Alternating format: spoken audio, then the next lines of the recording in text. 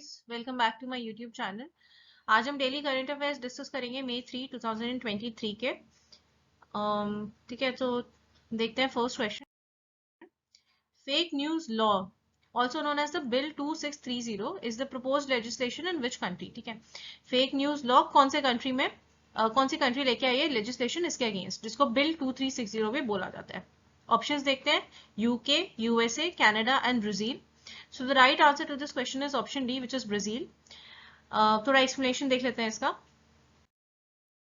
Fake news law, it is a proposed legislation in Brazil that puts the onus on the internet companies, search engines and social messaging services to find and report illegal material. ठीक है, इन्होंने बोल दिया भैया ये तुम्हारी जिम्मेदारी है इंटरनेट कंपनीज की, सर्च इंजिन्स की और सोशल मीडिया मैसेजिंग सर्विसेज की। आप देखो कि जो इलीगल फेक न्यूज मतलब जो लोगों में जैसे व्हाट्सएप या जो भी सोशल मीडिया सर्विसेज है उनके थ्रू सर्कुलेट हो रही है, तो वो कहाँ से हो रही है। ठीक है, तो ये ब्राजील ने स्टार्ट किया है। This is an important question. Next question, which of the following country became the recent member of SCO. अब ये क्वेश्चन थोड़ा पुराना है, मतलब पिछले साल का है, बट इंपॉर्टेंट है क्योंकि न्यूज में था। ठीक है, तो ऑप्शन है हमारे पास Iran, Iraq, UAE and Egypt. तो इसका राइट आंसर है option A, which is Iran. और एससीओ के मैंने मैप लगा दिया, इसमें देख लो जो पहले मेंबर्स थे इससे ईरान से पहले, वो थे हमारे 8 मेंबर्स। और जब ये एससीओ बना था 2001 में, 15 जून 2001, तो इसमें कौन से मेंबर्स थे वो देख लेते हैं। 6 कंट्रीज ने स्टार्ट किया था, China, Kazakhstan, Kyrgyzstan, Russia, Tajikistan and Uzbekistan. ठीक है, तो चाइना थी और बाकी मोस्टली सारी सेंट्रल एशियन कंट्रीज थी, तुर्कमेनिस्तान को छोड़ के। ठीक है, और इंडिया और पाकिस्तान के आने के बाद ये 8 कंट्रीज हो गए। मतलब चाइना और रशिया थे पहले इनिशियली 6 कंट्रीज जिन्होंने स्टार्ट किया था, उसके बाद इंडिया और पाकिस्तान आ गए तो 8 हो गए। अभी ईरान को इन्होंने जो है न्यू मेंबर बनाया था, ये उज्बेकिस्तान में जो एससीओ समिट हुई थी पिछले साल उसमें आया था। और बेलारूस ने भी दिया था, लेकिन अभी वो बना नहीं है मेंबर। जो परमानेंट मेंबर्स होते हैं, ईरान बन गया है। ठीक है, सो नेक्स्ट क्वेश्चन देखते हैं। What is operation Kaveri. अब जो ऑपरेशन होते हैं ना, जैसे ऑपरेशन राहत हो गया या जो भी ऑपरेशन इंडियन नेवी या इंडियन आर्मी के होते हैं, बड़े इंपॉर्टेंट होते हैं क्योंकि डायरेक्टली क्वेश्चन आ जाता है उसके ऊपर। ठीक है, तो option A is to bring back Indian students from Ukraine, option B is to bring back Indian students from China, option C is operation to clean peninsular rivers in India and option D is Indian Navy operation to bring back Indian students from Sudan, Indian citizen from Sudan.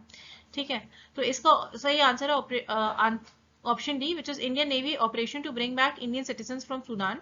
क्योंकि Sudan अभी देख रहे हैं हम conflict hit zone बन गया है Africa में, तो वहां से इंडियन सिटीजन को निकाला जा रहा है ऑपरेशन कावेरी के तहत। ओके, नेक्स्ट क्वेश्चन, और सॉरी इसका एक्सप्लेनेशन देख लेते हैं। Operation Kaveri is a code name for India's evacuation effort to bring back its citizen stranded in Sudan amid intense fighting between army and rival paramilitary force there. ठीक है, the operation involves the deployment of Indian Navy's INS Sumedha. So this can also be asked कि कौन सी use करी गई थी। ठीक है, so a stealth of offshore patrol vessel, कौन सी वेसल यूज करी गई थी, एंड 2 इंडियन एयरफोर्स जिसे C-130J special operations aircraft on standby in Jeddah. ठीक है, तो ये this is a very important operation because as we all know that Sudan में बहुत ज्यादा अभी टेंशन है, फाइटिंग है, तो उसकी वजह से इंडियन सिटीजन जितने भी स्ट्रैंडेड है उनको वहां से बाहर निकाला जा रहा है। Alright, so next question is chief economist outlook report is released by which of the following institutions? WEF, World Bank, Niti Aayog and UNICEF. So the right answer to this question is WEF. See, whenever questions regarding the reports and everything come, generally you will be provided with options which are very close to each other. So in this question specifically, if there would have been IMF instead of WEF, you could have been like easily confused between both of them. But the right answer to this question is WEF. Okay.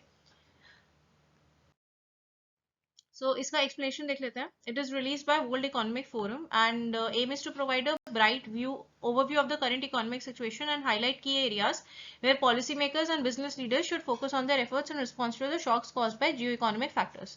All right. Next question.